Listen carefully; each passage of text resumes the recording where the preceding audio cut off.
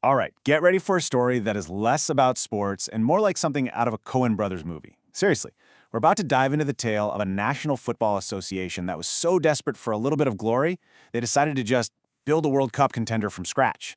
And their tools of choice? Not things like, grassroots development or a long-term strategy. No, no. They went with a handful of foreign players, a complete and total disregard for the rules, and some of the most fantastically bad forgeries you will ever see. This is the unbelievable story of Malaysia's grand and frankly hilarious attempt to Photoshop its way to the top. Let's get into it.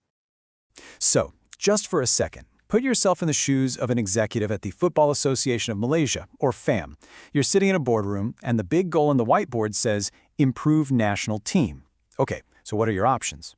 Well, you could invest in youth academies, you could pour money into local leagues, scout for young talent, build better facilities, the actual hard, patient, decade-long work of building a real sports program.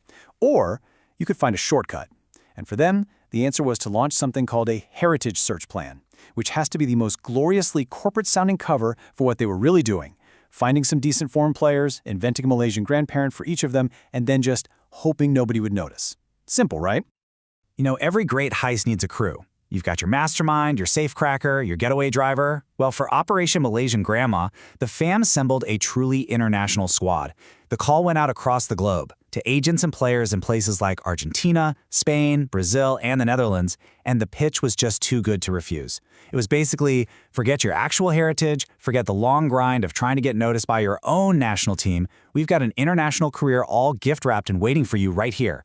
All you gotta do is sign on the dotted line, and please, for the love of all that is holy, do not ask too many questions. Okay, now as you look at this, the first cracks in the story start to become glaringly obvious. This isn't just a red flag, it's a whole parade of them, with flashing neon lights. I mean, just look at this lineup. You've got Gabriel Arocha from Spain, Facundo Garcés, Rodrigo Holgado, Imanol Machuca, all from major cities in Argentina. These are football hotbeds on the complete other side of the planet. Now look at that last column. Played for a Malaysian club before debut? For the first four guys, it's a big fat no. They had never kicked a ball professionally in Malaysia. Their connection to the country wasn't just thin, it was completely non-existent. They were basically tourists who got handed a national team jersey when they landed at the airport. So the big question is, how do you take this group of, let's call them international strangers, and magically turn them into Malaysians? This is where the plot really thickens. See, according to FIFA rules, to play for a country you weren't born in, you need a clear, undeniable link. The easiest path is the grandparent rule. If one of your biological grandparents was born in that country, congratulations, you're eligible. Simple, right? Well, there was just one tiny little problem for our crew here. Not a single one of them had a grandparent from Malaysia. Not one. So the FAM had to get creative. And this is where the heist goes from planning to execution. This is where the so-called artistry begins. Now, the players, for their part, would later claim they were just innocent, unwitting pawns in this whole mess. The process, as they told it, was super simple. First, they get the call. An agent dangles this dream of playing international football. Sounds amazing. Second, they do what they're told and send over their actual, totally legit family documents, birth certificates from Spain, Argentina, Brazil, the real stuff. And third, they fly to Malaysia, get a huge stack of official-looking government forms put in front of them, and they just sign them without reading them at all. They just sign where they're told to. It's a classic case of what you might call plausible deniability, or as we're about to see, just a staggering level of carelessness. And if you want the absolute perfect snapshot of the mindset we are dealing with here, look no further than this. This is a direct quote from Player 1, Gabriel Arocha, taken from the official FIFA hearing. He was asked a very simple question. Did you even look at the family documents your own father was handing over? The very documents that were the entire basis for your international career? His response, I wasn't even interested. Just let that sink in for a second. The level of willful ignorance it's just something to behold. It's not just a lack of curiosity. It's an active, almost proud disinterest in the very foundation of his own eligibility. It is absolutely breathtaking. And just when you think the audacity can't possibly go any higher, it does. See, this whole thing wasn't just about a conveniently discovered grandparent. As part of the naturalization process, every single one of these players signed an official, legally binding statutory declaration. Now, this isn't like signing a club contract. This is a sworn statement to a government, complete with their signature and their thumbprint. And what did this very official document declare? that they had been a resident in Malaysia for a period of no less than 10 years. Let's be crystal clear. Some of these guys had barely been in the country for 10 times days. One player even admitted under oath he signed it because someone just pointed to the line and said, "Sign here." This wasn't a typo or a little mistake. It was a signed, sealed, and delivered lie, submitted directly to the Malaysian government. And now, ladies and gentlemen, we enter my favorite part of this story, the forgeries showcase. This is where the scheme goes from being simple fraud to just pure, unadulterated farce. First up, the case of Player 5, João Figueiredo. The fam submits a doctored Brazilian birth certificate for his grandmother, a woman named Nair de Oliveira, and magically changes her birthplace to somewhere in Malaysia. Simple cut and paste job, right? Well, in their rush, they made a truly spectacular mistake. The official Malaysian certificate that was later issued based on this fake document specifies her sex as male. That's right. They were so focused on faking the country, they accidentally turned grandma into grandpa. I mean, come on. The lack of attention to detail is just staggering. Oh, but don't worry, the Incompetence Roadshow does not stop there. For our next exhibit, we have the birth certificate for the grandfather of Player 6, John Irizaba. The forgers needed to place his birth in the Malaysian city of Kuching. That's Kuching. What they actually wrote on the official document submitted to FIFA was Luching, Luching. A simple typo, a fat finger mistake that somehow made it through every single layer of this grand international conspiracy. You're trying to fool the world's governing body of football, a multi-billion-dollar organization with teams of lawyers, and you can't even be bothered to run a spell check. The laziness is almost as impressive as the fraud itself. It's just incredible. And now for the pièce de résistance, the single moment that perfectly, beautifully captures this entire charade. This is another gem from our friend Player 1, Gabriel Aracha, speaking under oath at the FIFA hearing. When asked the very simple question of where his grandmother was born, he starts off telling the truth. He says, "My grandfather was born in Venezuela and my grandmother in Spain," before his brain suddenly catches up to the lie he's supposed to be telling, and he just blurts out, Malaysia, sorry. You just cannot make this stuff up. The lie was so new, so flimsy, it couldn't even survive a single sentence under the tiniest bit of pressure. A truly legendary Freudian slip. So, you'd think with forgeries this bad and players who can't even remember their own fake backstory, the whole thing would just collapse immediately, right? Wrong. Against all logic and despite the comically bad paperwork, the plan actually worked. The documents, the typos, the gender swaps, all of it were somehow accepted. The players got their Malaysian passports. FIFA, incredibly, gave them the provisional green light. And just like that, Malaysia had a brand new, very Argentinian, Spanish, Brazilian-looking national team ready to hit the pitch.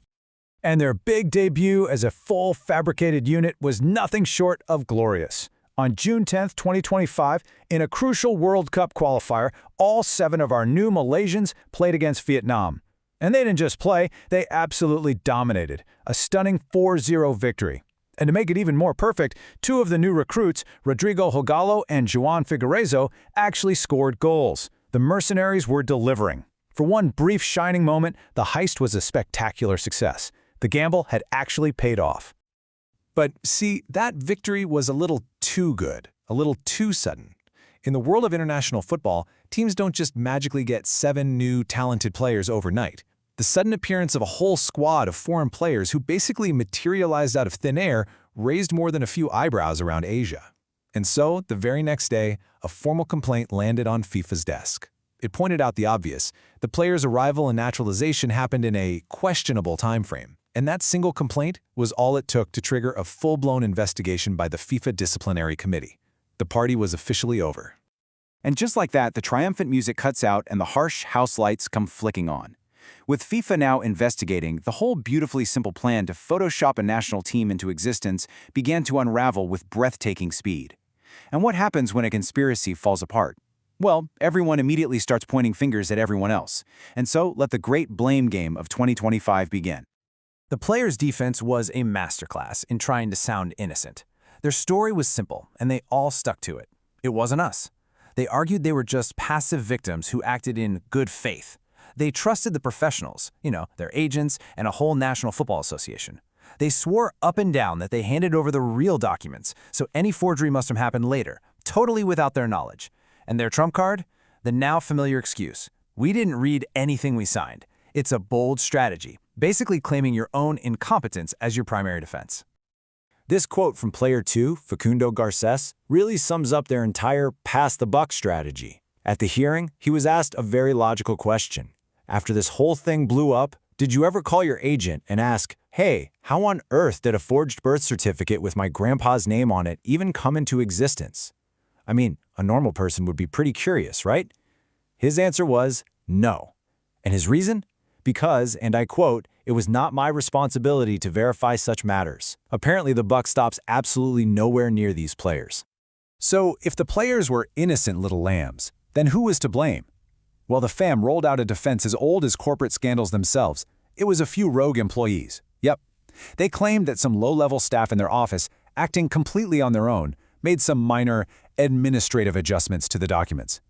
That's got to be the best euphemism for committing international forgery I've ever heard. They argued this was absolutely not institutional policy, just the unauthorized actions of a few rogue individuals, all done without the knowledge of any senior officials, of course. A classic blame the intern strategy. So there you have it. The players are blaming the fam, and the fam is blaming a couple of rogue employees with a copy of Photoshop. All that's left is for the FIFA Appeal Committee to step in and sort out this absolute mess. And, well, they were not impressed. What came next wasn't just a ruling. It was a systematic, brutal dismantling of every single excuse, every evasion, and every argument that had been put forward. FIFA really reached deep into their legal playbook for this one. They busted out the Latin. They invoked a principle called nemo auditor proprium turpitudinem allegans. Now, it's a bit of a mouthful, but the meaning is simple and utterly savage. You cannot use your own wrongdoing, or in this case, your own mind-boggling negligence, as a defense. The committee's take was basically, you're seriously telling us you signed legal documents declaring you lived somewhere for 10 years without even reading them? That you based your entire career on documents you weren't even interested in? Yeah, sorry, but your own stunning lack of care is not a valid excuse. You don't get to benefit from your own willful ignorance. And here it is, the final knockout blow to the players' whole story. The committee did not buy the passive victim narrative for a single second. They found the players' claims of total ignorance to be, in their words, a strategic shift in defense. In plain English, they saw it for exactly what it was, a calculated attempt to save their own skin after they realized they were going down. It wasn't genuine cluelessness, it was a desperate legal tactic. FIFA saw right through it. So, what was the final verdict? Well, the punishments tell you everything you need to know about where FIFA placed the blame. The FAM, as the clear ringleader of this whole scheme, got hit with a massive fine of 350,000 Swiss francs. The players, on the other hand, each got a relatively small fine of 2,000 francs. But here's the real kicker. The money wasn't the point. All 7 players were also banned from all football-related activities, club, country, everything, for a full 12 months. Their dream of an easy, manufactured international career was completely over. And so after all the arguments, all the hearings, all the finger-pointing and forged documents, what was the simple, objective truth? This slide lays it out perfectly. FIFA did its homework. They went and got the actual verifiable birth certificates for every single grandparent in question. And where were they born? 3 in Spain, 3 in Argentina, 1 in Brazil, and 1 in the Netherlands. And the number born in Malaysia, the entire basis for this whole heritage plan, a big, fat, undeniable 0. The entire thing was a complete and total fabrication from start to finish. So, what's the ultimate lesson from this grand heritage heist? Well, on one hand, it's a pretty stark reminder that in the world of international sport, there are no real shortcuts to success. But maybe, more practically, it also suggests that if you are going to commit forgery on an international scale, you should probably double-check your spelling, make absolutely sure you get the gender right, and maybe, just maybe, hire players who are at least capable of remembering their own fake backstory.